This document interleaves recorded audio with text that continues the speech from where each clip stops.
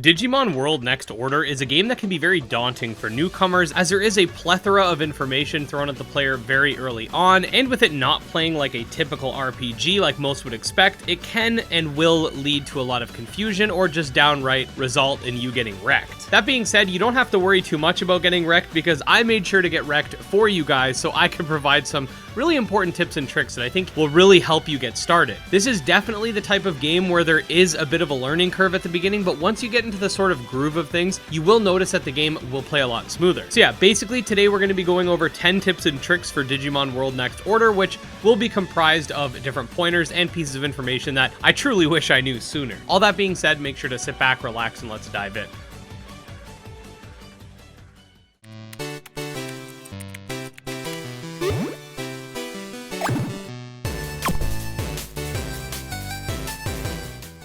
Number 1, don't be ashamed to play on beginner difficulty.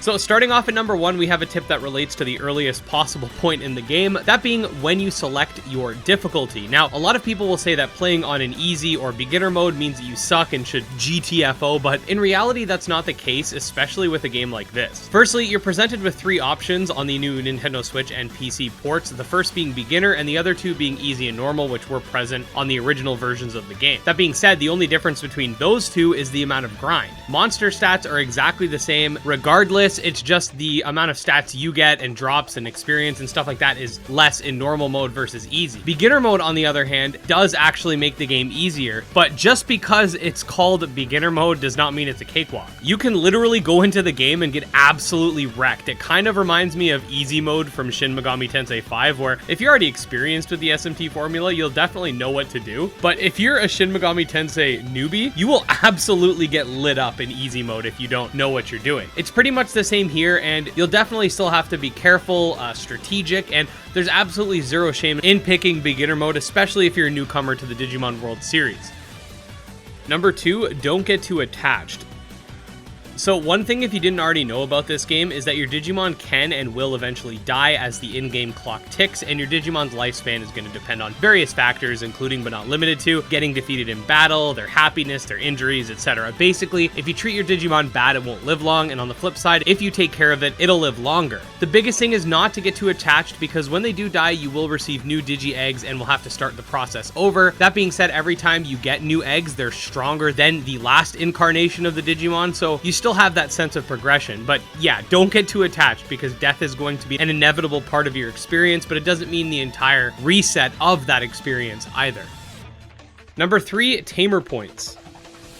Okay, so I made an entire video on this already, which will be linked below, but Tamer points are essentially the game's version of skill points, which can be earned through Tamer experience, which basically involves you moving around the map, battling, the various raising activities, etc. Basically, most things you do in the game will give you experience, which will bring you to the next level, awarding you Tamer points to allocate however you wish. These are part of the intrinsic progression that I mentioned earlier that goes beyond the lifespan of your Digimon. You can unlock skills such as the ability to have your Digimon heal when you're walking around the map, boost stats for the reincarnated eggs for the Digimon, add additional attacks that you can use mid-battle, or even a defend option, etc. These will be hugely important in your adventure through the digital world, so make sure you're paying attention to this, and check out that video I mentioned for a full breakdown on all the skills present within the game. Number 4, wild battles.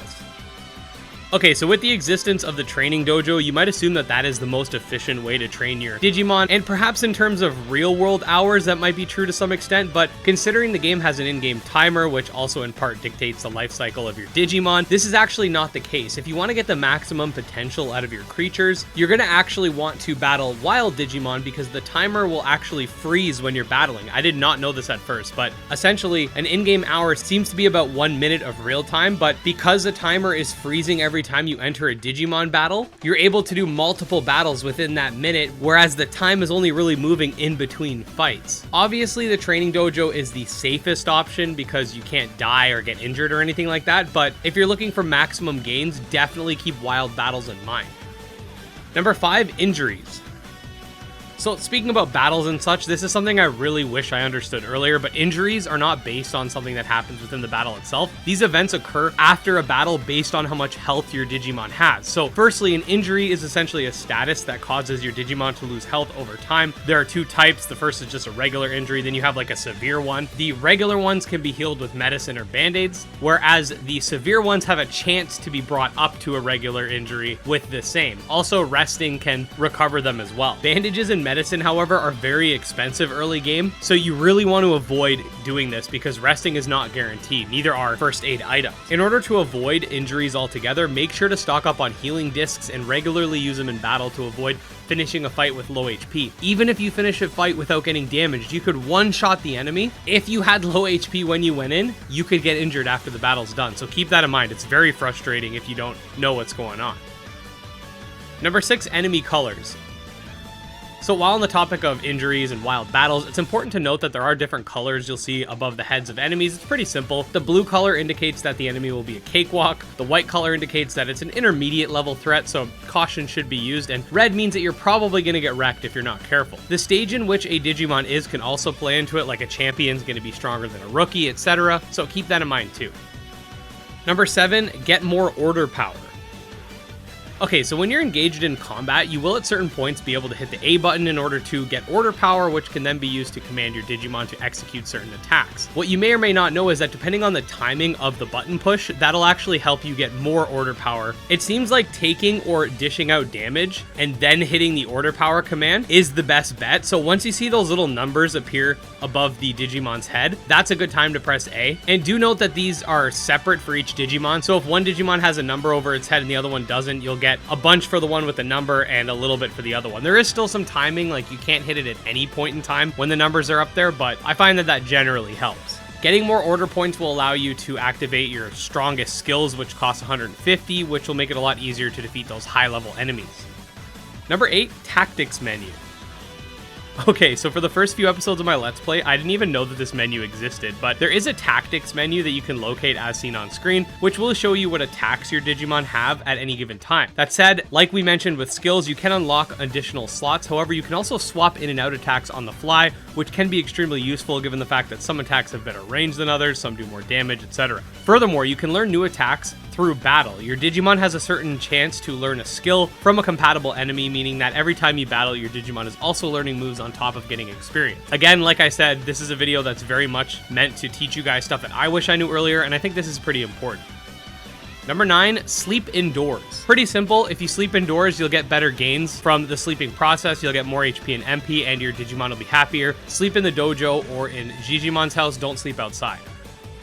And finally, number 10, the gameplay loop. Right off the bat, this is not a Digimon story title, this is not a Pokemon game, this is not a tactical RPG. Most of your gameplay is going to involve raising and maintaining your Digimon, with exploration being important, but not really the main focus like in a Pokemon game. You really have to get used to that idea, and once you do, the game will be a lot more enjoyable, and you'll start to find yourself making progress. If you tackle this game like a Pokemon game, walk out and just start battling, you will get absolutely destroyed. So make sure you're keeping in mind that the main gameplay loop is to essentially recruit Digimon or do whatever sort of quests you have active. Make sure your Digimon are healthy, make sure they're pooping properly, make sure they're eating, make sure you're training them, try to make them stronger, try to increase the size of the village, rinse and repeat. This is, again, not a story-driven RPG like something like Pokemon or Nexomon or Coromon or whatever.